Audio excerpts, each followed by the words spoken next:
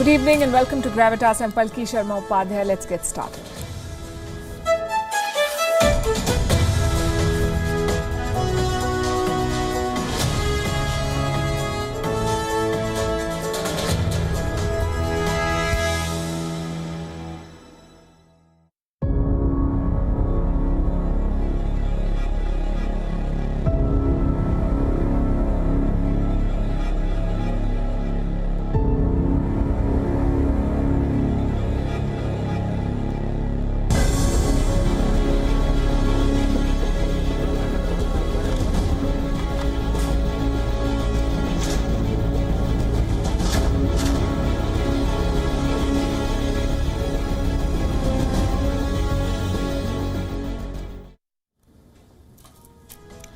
As a presidential candidate, Joe Biden pledged to end U.S. arms sales to Saudi Arabia. As president, Joe Biden said he would end all U.S. support for Saudi offensives in Yemen. This was said 9 months back. And now he's going back on both the promises. He's backing a $650 million missile sale to Saudi Arabia. What does Saudi Arabia need these missiles for? It's fighting a war in Yemen, a war that the Democrats opposed. But now their president is backing the arms sale, saying it is for Saudi defense. Saudi defense against what? Is Saudi Arabia under attack? It started a war in Yemen 6 years back. That war has now reached its doorstep. Saudi Arabia has suffered 240 strikes this year, 240 strikes. And these are from Houthi rebels in Yemen. So Riyadh is striking back, calling its airstrikes legitimate. On Gravitas tonight, we focus on the forgotten war and what it means for Saudi Arabia. We also tell you about another attack 4 decades ago that changed Saudi Arabia forever. Also on the show, Boris Johnson goes to make a speech, loses his notes, ends up talking about Peppa Pig, the cartoon, makes sounds like a car engine, compares himself to Moses, and triggers a storm in Britain and on social media. It's a story you don't want to miss. As India and China prepare for another round of border talks, China tests high-altitude weapons at the border. We'll decode Beijing's pressure tactics. Amazon is preparing for the biggest day of sales, the Black Friday sale, with thousands of employees in 20 countries striking work. They have a slogan, "Make Amazon Pay." We'll tell you what it's all about. And the police in the U.S. have decided that the Wisconsin parade carnage was not a terror attack. So what is? That's what we'll discuss. What makes a terror attack? What makes an attack a terrorist attack? We begin as always with Gravitas Global Headlines. The US has issued the highest level of advisory to all its citizens against travel to Germany and Denmark due to surging COVID-19 cases in Europe. In a move that could potentially lead to economic pressure on Taiwanese companies operating in China, Beijing has warned Taiwanese firms against supporting the island's independence. The Turkish lira crashed by 8% today, hitting a record low of 12.49 against the US dollar, after President Recep Tayyip Erdogan defended the recent sharp rate cuts.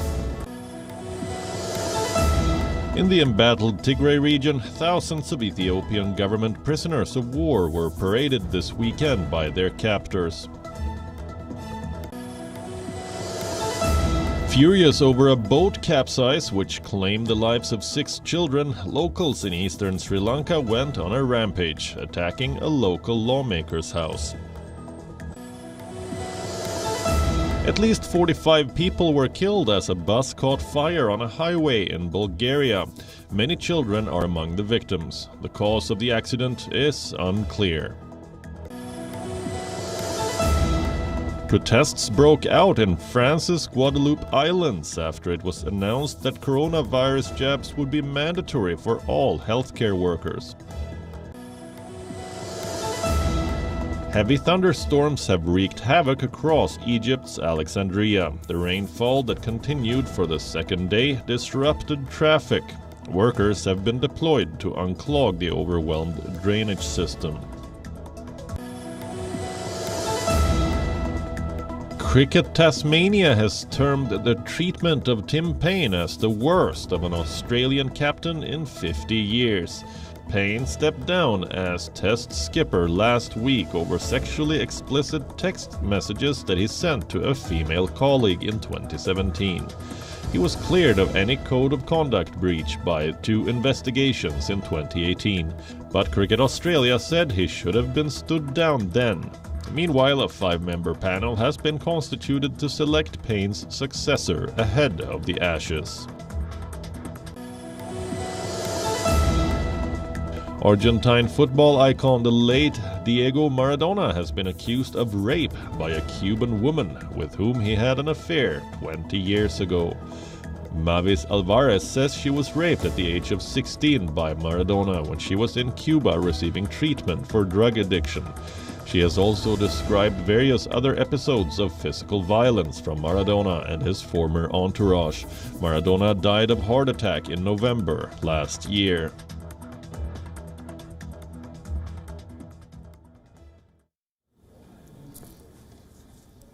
Unrelenting drone strikes, non-stop missile launches, booby-trapped boats, and one country under attack. We're talking about Saudi Arabia, the most powerful nation in West Asia. It is under attack. Why do I say that? Just listen to this. Saudi Arabia has endured more than 240 strikes this year, 240 attacks. And Saudi Arabia is striking back. It is launching airstrikes it calls legitimate. Here's what happened 2 days back. Saudi Arabia was attacked. 14 armed drones targeted multiple cities in the country: Jeddah, Riyadh, Aba, Jizan, and Najran. Drones laden with bombs were dispatched to these cities. The targets were Saudi Aramco oil facilities, military installations, and airports. Riyadh was able to defend itself. But who is behind all these attacks? Who attacked Saudi Arabia more than 240 times this year? It's the Houthi rebels. A total of 14 drones were used in the operation. Our armed forces stress that they are capable of carrying out more attacks against the Saudi and Emirate enemies as part of our defense of our land and nation.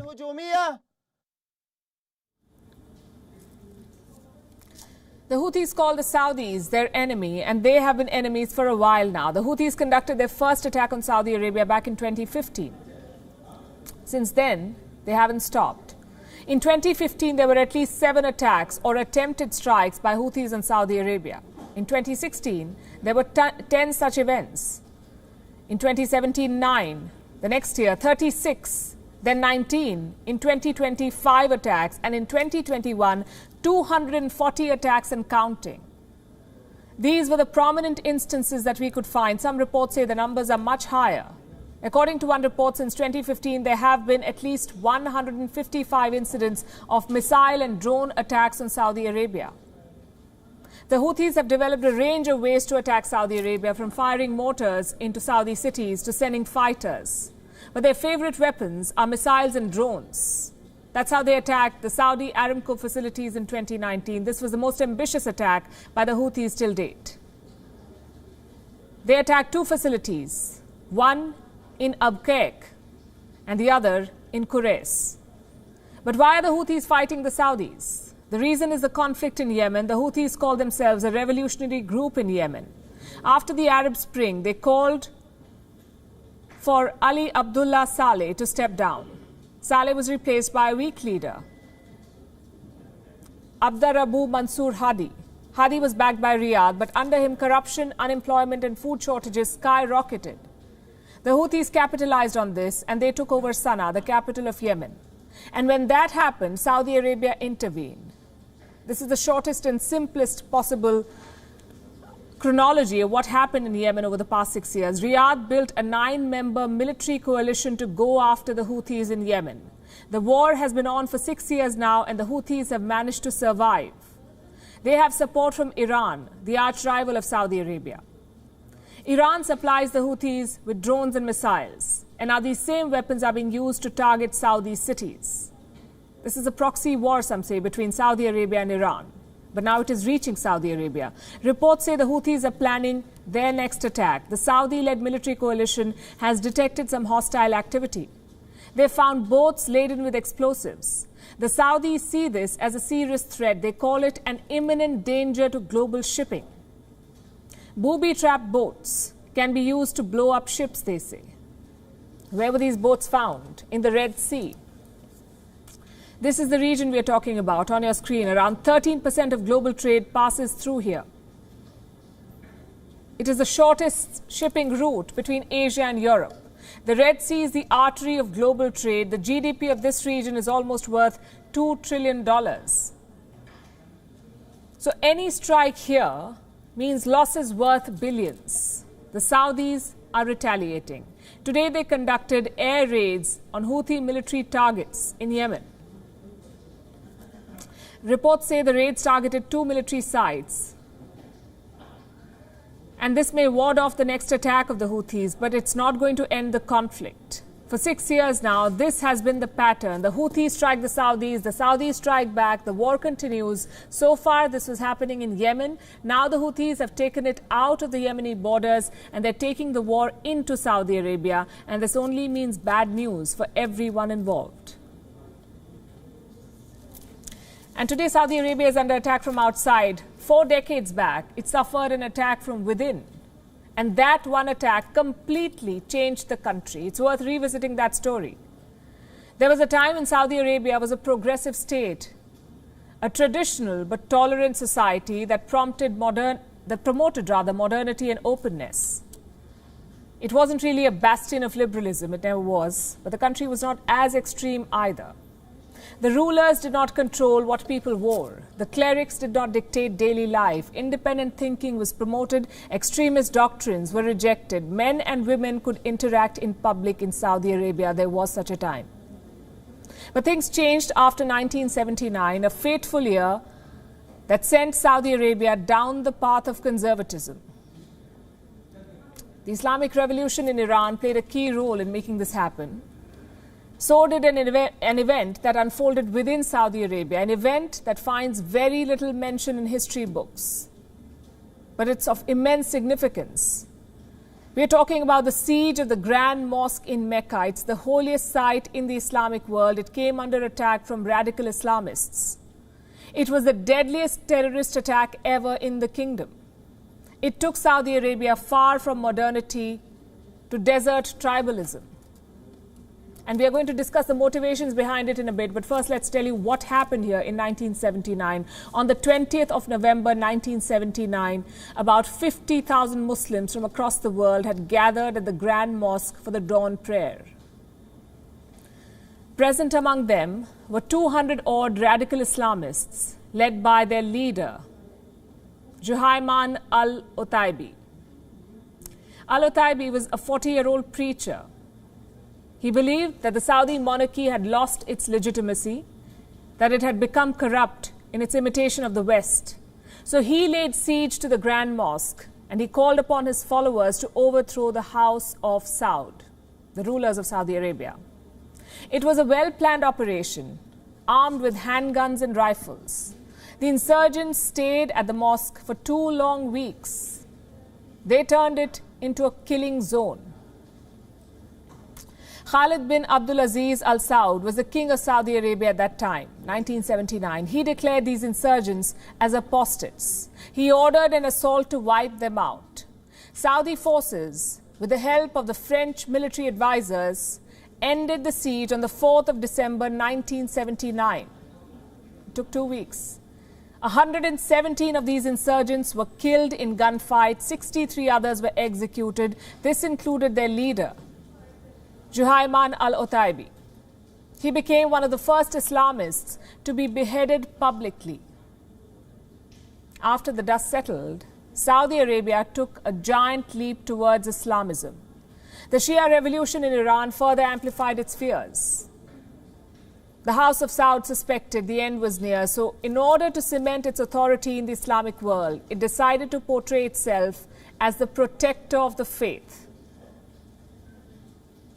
How did it do this? By taking refuge in Wahhabism. The Saudi rulers renewed their ties with Wahhabi clerics, appointed them to important positions in governance, in education, in judiciary, and also religious guidance. Social reforms were rolled back, civil liberties were restricted, strict dress codes were enforced, women were barred from almost all walks of life. To put it simply, Saudi Arabia went back in time.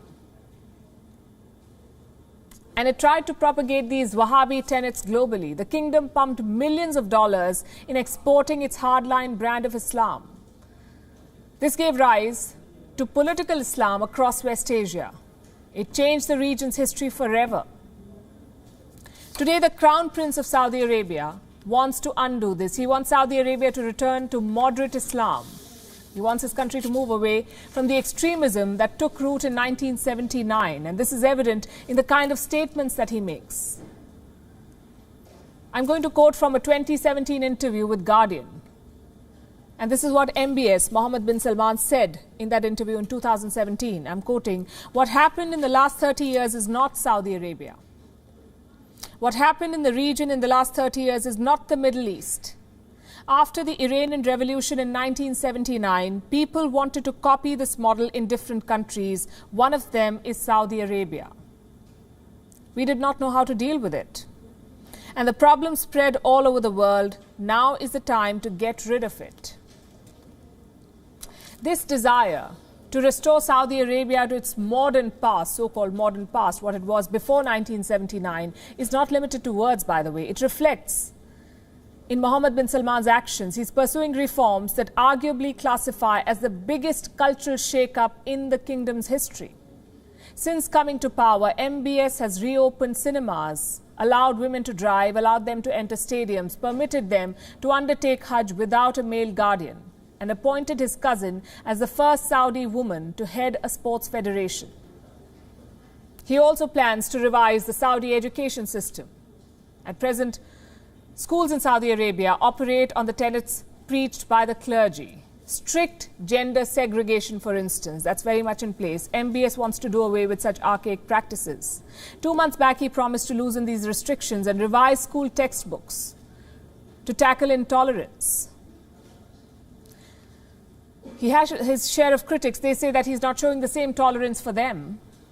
Some topics like democracy can still not be broached in Saudi Arabia.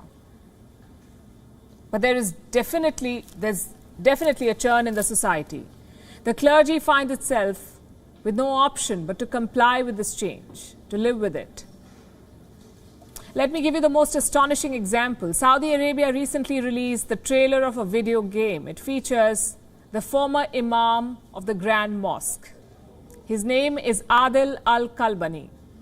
He recently appeared in the promo of Field Combat alongside Saudi artists and athletes. You have to watch this.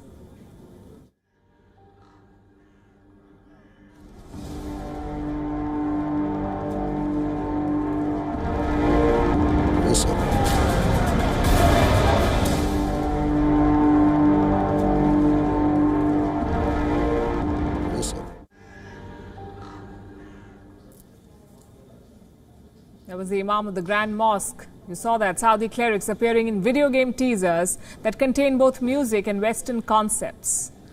No prophecies could have ever predicted something like this. As I said, this is a churn. It could restore the kingdom to the pre-1979 era, not to mention lift Muslims around the world from the shackles of conservatism, because what happens in Saudi Arabia has a direct bearing on the rest of the Islamic world. Further west, if disaster had a face, it would look like this. You recognize him. This is Boris Johnson, the British Prime Minister. He has set a whole new benchmark for being disastrous. Watch.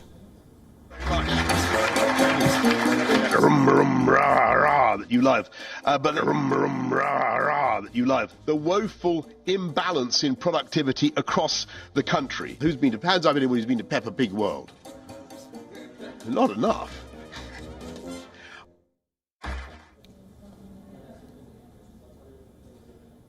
What's wrong with Boris Johnson? Well, we don't know. We recently spotted the British Prime Minister at the coastal town of South Shields. He was supposed to meet British business leaders there. On the 22nd of November, Johnson found himself in a room full of audience. He walked up to the podium with one hand in his pocket, another clumsily holding a bunch of papers. All seemed well in the beginning. It was, business as usual. But things began going south when Johnson was spotted looking troubled. Whether it was the trousers or something else, we couldn't tell. 2 minutes later, the Prime Minister was back at it.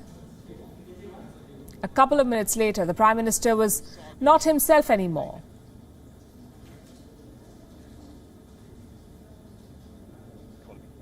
While pitching the idea of EVs to business leaders, Boris Johnson decided to transform himself into a car engine. EVs may not burble like sucking doves, and they may not have that rum rum rah rah that you love, but they have so much torque. EVs may not burble like sucking doves, and they may not have that rum rum rah rah that you love, but they have so much torque. Now, just in case you happen to find a loose screw lying around, do let us know. We know a car engine that could use one. Anyway, let's talk about Boris Johnson now. All the vroom, vroom and brah, brah left the Prime Minister off track. He veered off course. He lost his notes. So he stood there scrambling for the right piece of paper for 21 long seconds. Here it is. Forgive me. People will have the confidence to stay nearer the place they grew up, to start business. Secure more funding. It has very safe streets, then a pig that looks like a hairdryer, or possibly a sort of Picasso-like hairdryer. Forgive me. People will have the confidence to stay nearer. Could it get any more awkward? The answer is yes. When Boris Johnson finally found his notes, he found nothing noteworthy written on them. Either he had lost the right order or picked up the wrong bunch. Again, we don't know, but he did end up talking to full-grown adults about Peppa Pig, the cartoon. I don't know if you've been to Peppa Pig World. Hands up anyone who's been to Peppa Pig World? Not enough. The Peppa Pig World is an amusement park. It's not a business park. But the Prime Minister had trouble wrapping his head around the fact that business leaders were not frequenting facilities meant for children. But the real lesson for me, going to Peppa Pig World, and I'm surprised you haven't been there, was about the power of UK creativity. Did I mention Boris Johnson was at the park 24 hours before the event? Doing what, you ask? Riding a push car. What else? Here's what he realized while riding the toy car. Peppa Pig World is very much my kind of place. It has very safe streets, discipline in schools, heavy emphasis on new mass transit systems, I notice, even if they're a bit stereotypical about Daddy Pig. Now, I think that is pure genius, don't you, Peppa Pig? Pure genius. What would the poor audience say? We're too busy adulting to follow Peppa Pig? Or we're too busy running businesses? Or the park is not even in this town, for God's sake? One question that I'm sure crossed your mind too was asked by a reporter after the event. In your speech to the CBI, you lost your notes, you lost your place, you went off on a tangent about Peppa Pig. Frankly, is everything okay? I think that people got the vast majority of the points I wanted to make, and I thought it went over well.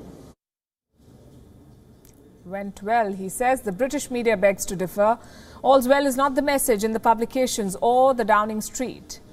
The BBC quotes Liberal Democrat leader Ed Davey as saying that businesses are crying out for clarity. Instead, all they got was Boris Johnson rambling on about Peppa Pig. Political commentator Kevin Maguire has suggested that Boris Johnson should have stayed in Peppa Pig World. I'm quoting, his bizarre performance and speech at the CBI conference will alarm business leaders, Tory MPs and voters. Reports say the British Prime Minister is losing the confidence of the Tory party. Conservative MPs are worried about Johnson's competence. There are reports of rebellion within the party. Apparently, Johnson's leadership is not working. And this feeling has exacerbated after the disastrous vroom vroom brah brah that he just did. GB News says We are really, really not laughing now. It isn't funny. But you know what? Actually, it is funny. Guess who the joke is on? The Great Britain. Boris Johnson was clearly not prepared, but Xi Jinping does not make such mistakes. He comes prepared, and he tells his team to prepare. Recently, he asked Chinese military to prepare for a war, the PLA. And that's what they're doing now, preparing for a potential war with India, ramping up troop deployments and testing new weapons. And one such test happened recently. It was a live fire drill. The PLA tried out a range of weapons, from sniper rifles to remote-controlled weapon systems, mortars, grenade launchers and anti-tank missiles. Reports say Chinese soldiers are being trained to fight on high altitudes. These are the kinds of weapons they'll end up using if a conflict with India breaks out. And these weapons are powerful and handy. They're capable of carrying out precision strikes. Reports say China now has a range of new weapon systems deployed along the LAC, the line of actual control, the border with India. They can take down Indian outposts. They can strike military assets or other targets. At least on paper they can. How good are these Chinese weapons in practice?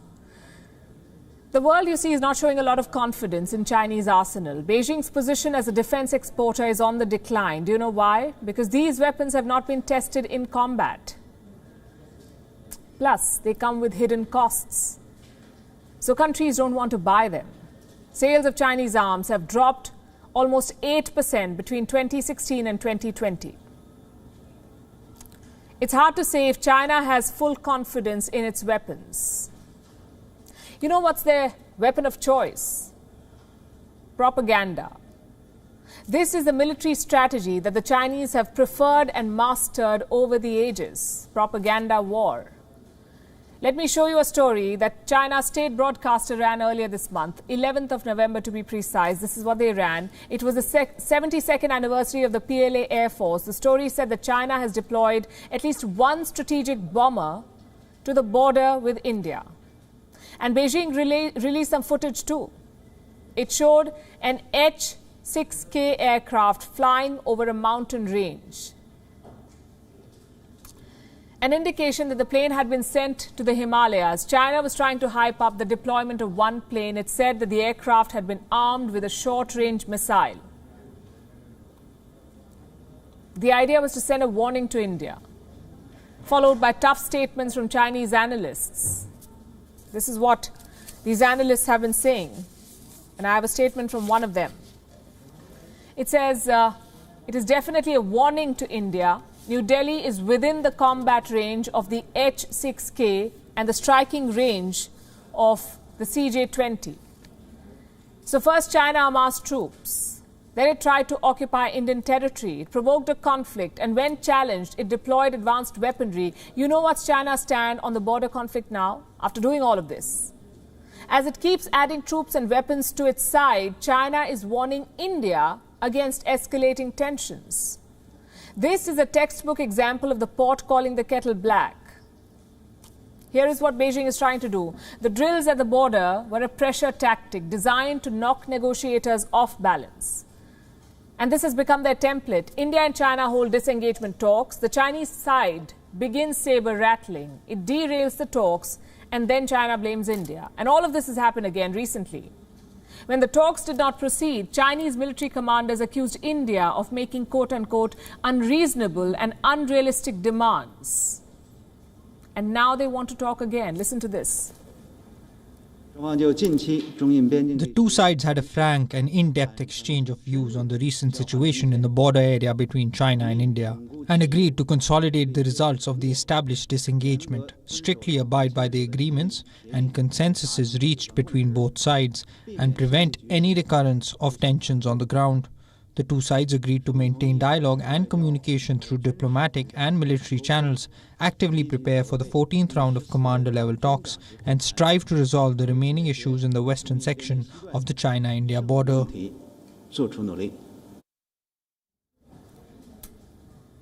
India and China will hold a fresh dialogue soon, the 14th round of commander-level talks. Remember, since the clashes in Galwan almost 2 years ago, both sides have held at least 13 rounds of dialogue. Nothing came out of it. And don't hold your breath for this one either. We'll keep you posted. And we'll stay with China for the moment. We've discussed the CCP's war on religion quite frequently on the show. Its persecution of Muslims, Buddhists and Christians. Tonight I want to share the story of Jews in China. Yes, they exist there. And like every other religious minority, they too are under attack in China. Their synagogues have been destroyed, their scriptures have been erased from walls. China does not even recognize Judaism as an official religion. But now calls to acknowledge the plight of these Chinese Jews are growing. The onus is on Israel, which considers China an important business partner, but has done virtually nothing to protect the Jews of China. Our next report tells you why. China's war on religion is well documented. From Islam to Buddhism to Christianity, no religion has been spared from the CCP's Sinistication campaign. But did you know that China is also persecuting Jews, subjecting them to heavy controls in order to erase their identity? This is happening in Kaifeng, a city in China's Henan province. Since the 7th century, a small community of Jews has lived in this city. They arrived from Persia through the Silk Road, found a welcoming environment of tolerance, and assimilated into Chinese society over the centuries. Today, about 2,500 of them remain in Kaifeng, and they're increasingly under attack. Since December 2020, the CCP has undertaken a systematic campaign to erase any evidence of their historical presence in Kaifeng. Jewish exhibits at local museums have been removed. The remains of ancient synagogues have been destroyed. Hebrew scriptures have been taken off the city's walls. And all overseas groups built for support have been banned. Their treatment is emblematic of the CCP's suppression of every faith. But the Jews of Kaifeng face extra challenges, because they're not even recognized by the Chinese state. Officially, the CCP allows only 5 religions to exist under the state's control: Buddhism, Taoism, Islam, Protestantism, and Catholicism. Other religions, including Judaism, are considered illegal and exist as underground communities. They have no choice but to comply with the CCP's whims. What's worse is that they can't even migrate to Israel, because their Chinese descent makes them unfit for citizenship under Israel's law of return. According to the Jerusalem Post, the Israeli embassy in Beijing does not reach out to the community, nor does it seek to plead their cause with the Chinese regime. China and Israel are close business partners. But the Jewish state has done virtually nothing to protest the treatment of Kaifeng's Jews in China. Bureau Report, WION, World is One.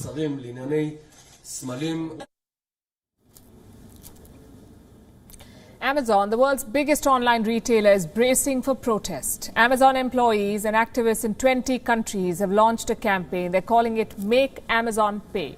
Thousands of employees of Amazon and 70 trade unions and organizations are participating. This includes groups like Greenpeace, Oxfam and Amazon Workers International. It's a collective of Amazon workers worldwide. Now, this is truly a global campaign. The protest is scheduled for the 26th of November to coincide with the Black Friday sale. It's a day when retailers offer massive discounts on products, Black Friday. It's a day when they register massive sales. But for Amazon, it will mark a worldwide strike by its employees. The protest covers every major market for the company, including the United States, Australia and New Zealand, India and Bangladesh and South Asia, major European countries like the United Kingdom, France, Belgium and Spain, South Africa Also Brazil and Argentina. Like I said, all major markets for Amazon. In the United States, Amazon workers will protest in at least 5 cities. What are they protesting? Poor working conditions, they say, long working hours, low pay, and the lack of accountability from senior executives. They say Amazon founder Jeff Bezos is busy expanding his business in space, but here on Earth, Amazon workers are suffering. Look at this report from March this year. Amazon delivery drivers in the United States were urinating in bottles. Why would they do so? Because they do not get time for a bathroom break. This is what their workday looks like. Delivery workers often work 10-hour shifts every day, and they deliver up to 300 packages each. What happens if you're slow or if you delay your delivery? Well, you can be fired. So here's what they do. They cut bathroom breaks to maximize deliveries. These are truly inhumane conditions. The protesters say Amazon workers around the world are suffering, so they've decided to jointly protest and demand their fundamental worker rights. They want better pay, adequate break time, sick leave, an end to surveillance at work, and health and safety commissions to ensure a safe working environment. And to be fair, these are things that most of us take for granted when we join a company. But those working for Amazon say that they have to negotiate for lunchtime, for sick leave. Here is the message that these workers are sending to Amazon executives. The pandemic has exposed how Amazon places profits ahead of workers, society, and our planet. Amazon is not alone in these bad practices, but it sits at the heart of a failed system that drives the inequality, climate breakdown, and democratic decay that scar our age. Amazon takes too much and gives back too little. It is time to make Amazon pay. That's what they're saying. But what does it mean for the company? This is not one protest at one factory or warehouse. This is a global movement. Amazon says it takes these complaints seriously and it has made significant progress in trying to resolve them. The employees clearly do not agree. And the problems for the company do not end with angry employees and workers worldwide. In India, in particular, Amazon executives are in serious trouble. They have been charged in a marijuana smuggling case. The case has been filed in the Indian state of Madhya Pradesh. 2 men were arrested last week. They were allegedly using Amazon to smuggle marijuana. The police seized 20 kilograms of it from them. Amazon was asked to submit a response. Their reply was apparently not satisfactory, and this should worry the company because India is one of the biggest markets for Amazon. The company has committed to invest $2 billion in India. A workers' protest and legal scrutiny only spell bad news and could derail their plans. Back to China. Weibo post caused a massive stir in China recently. We've been talking about it for the past 2 weeks and more.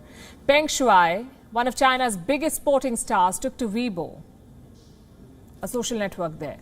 And she accused Zhang Gaoli, China's former vice premier, of sexual assault. If you have been watching the show, you would know how the story went. This post went viral.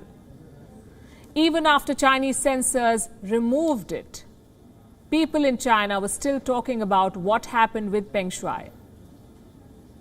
Beijing now wants powers to kill all such stories well before they go online and turn into global campaigns.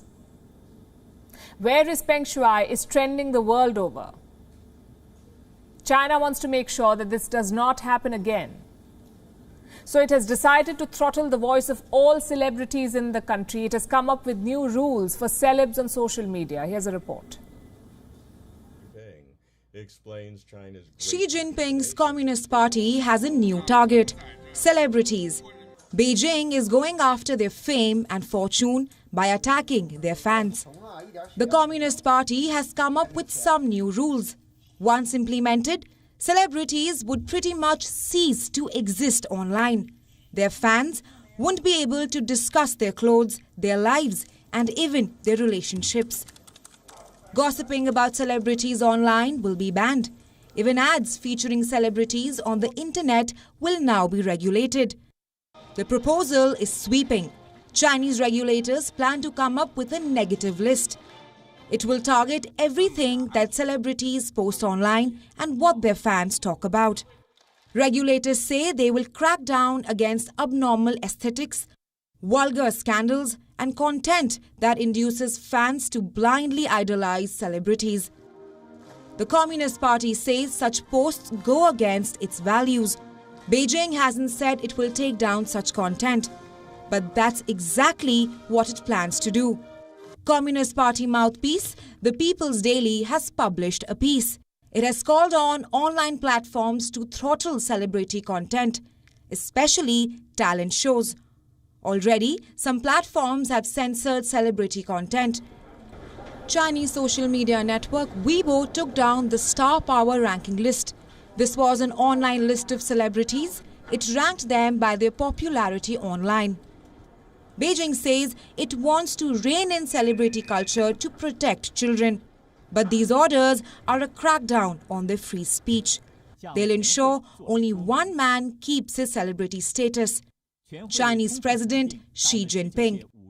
And if celebrities face the wrath of the state, they cannot rally global support. If another tennis star speaks out, she does not become a global hashtag. Bureau Report, WION, World is One.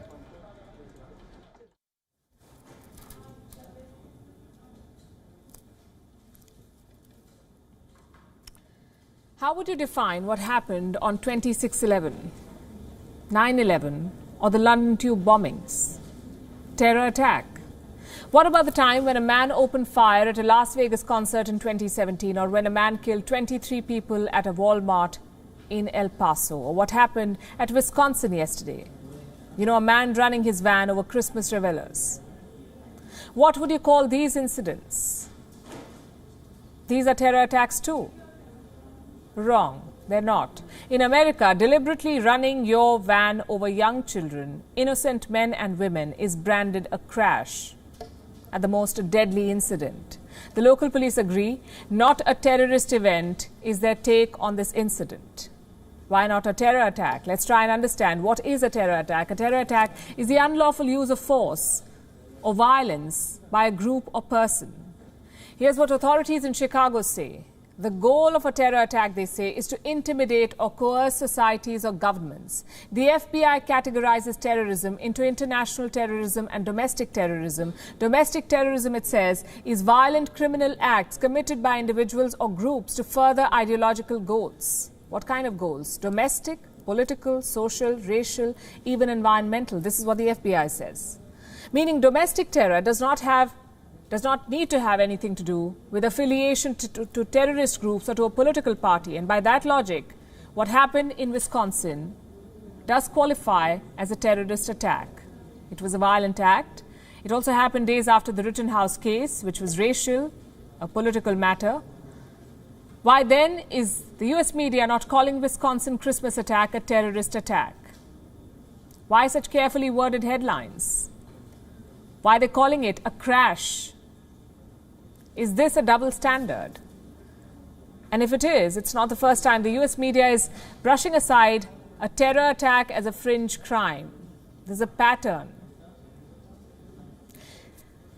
I just told you how FBI classifies terrorism into international and domestic. It says international terrorism is associated with a terror group or a nation,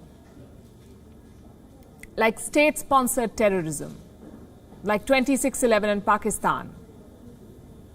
So the pattern we have noticed is that every time there is an attack on American soil that can be attributed to an international group or another country, it's quickly called a terror attack. 9/11, terror attack, it was. 1993 World Trade Center bombing, again a terror attack. Even cyber attacks are branded cyber terror when the perpetrator is a foreign national. But the moment an American is involved, the incident is no longer a terror attack. Now look at situations when foreign nationals are involved. The word T is thrown around generously. The 2016 New York and New Jersey bombing, definitely a terror attack. The terrorist name, after all, was Ahmad Khan Rahimi. He was Afghan born. The NBC drew up a terror timeline. The CBS quoted a woman who says that she felt, quote-unquote, absolute terror. In 2013, CNN branded Boston Marathon incident a terror attack. The terrorist, FYI, was of Chechen descent. 4 innocents died after he planted a pressure cooker bomb near the finish line. Bombs, rather. 280 people were injured. Now, just for the sake of comparison, consider the Las Vegas attack. 60 people died after Nevada resident Stephen Paddock opened fire at a crowd attending a music festival. The same CNN called it a shooting. Paddock was a white man and an American. So does your passport define whether or not you're a terrorist? Does it have anything to do with being born American? The man who killed 5 at Wisconsin is American. Driving a van over children does not qualify as an act of terror. But not too long back, an Uzbek national drove a rented pickup truck over pedestrians and bicyclists in lower Manhattan. 8 people died. The New York mayor said the attack was an act of terror. In 2019, when a member of the Saudi Air Force opened fire at the Naval Air Station in Pensacola, the FBI called the incident an act of terrorism. 2 months before that, a man called Robert Bowers opened fire at a Pittsburgh synagogue during morning prayers. 11 people died. This incident was branded as shooting by ABC. The New York Times called it a massacre. The terrorist was an American. And I must mention here that exceptions are made for Muslims. Muslims, even if American-born, can qualify as terrorists in the US media's rulebook. American-born Omar Mateen shot 49 people at an Orlando gay club in 2016. The CNN called it the nation's worst terror attack since 9/11. In 2019, when Patrick Wood opened fire at a Walmart store in El Paso, the incident became a mere shooting and the perpetrator became a suspect. He killed 22 people and injured 23 others. He was an American. So do you see the double standards? Is the state of a country that is spending billions in war against terror outside America, when talking about domestic terror, what happens? They forget fighting it. The US is too shy to even acknowledge the presence of domestic terror.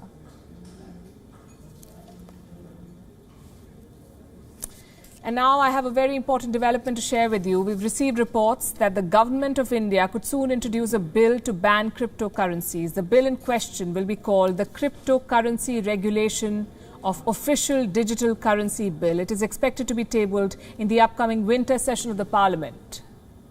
And from what we know, this bill will essentially ban all private cryptocurrencies and create an official digital currency in their place, one that will operate under the Reserve Bank of India, or the RBI. It's a big decision. It'll certainly ruffle some feathers. India, as you know, is a hotbed for cryptocurrency. Investments in cryptocurrency in this country have risen from $923 million in 2020 to $6.6 billion in 2021. If you were to put a number, an estimated 100 million Indians have put their money in at least one form of cryptocurrency, 100 million. They account for 8% of India's total population. They've invested a cumulative 70,000 crore rupees. And they only have a few days to recover this amount. As for the government's decision, it's unclear what the motivations really are. But last week, the Prime Minister of India did drop a hint. Speaking at an online cybersecurity forum, he had warned that virtual money needs to be regulated because it presents a risk to the younger generation and it could spoil our youth, he said, if it ends up in the wrong hands. Listen to this. Take cryptocurrency or Bitcoin, for example. It is important that all democratic nations work together on this and ensure it does not end up in wrong hands, which can spoil our youth. Friends, we are at a historic moment of choice, whether all the wonderful powers of technology of our age will be instruments of cooperation or conflict, coercion or choice, domination or development, operation or opportunity. This was last week. Today, the government has made its intentions clear. Reports say the proposed bill will allow some exceptions initially in order to promote cryptocurrency technology. No further details have been released yet. The story is still developing. We'll keep track. And wrapping the show with this. And with Gravitas Images as always. Thanks very much for watching.